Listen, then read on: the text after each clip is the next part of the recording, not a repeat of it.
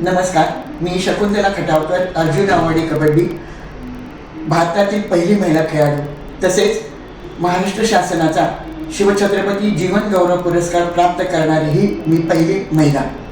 आज 23 जून जागतिक ऑलिम्पिक दिवस या निमित्ताने महाराष्ट्र असोसिएशनचे नवनिर्वाचित अध्यक्ष, ज्यांना कुस्तीची परंपरा लाभलेली आहे, माननीय मुरली अण्णा मोहर्जी यांचे विजन असे आहे की संपूर्ण राज्यामध्ये वाड्या वस्त्या तळागाळात खेडोपाडी गावोगावी खेळ संस्कृती रुजली गेली पाहिजे, वाढली गेली पाहिजे।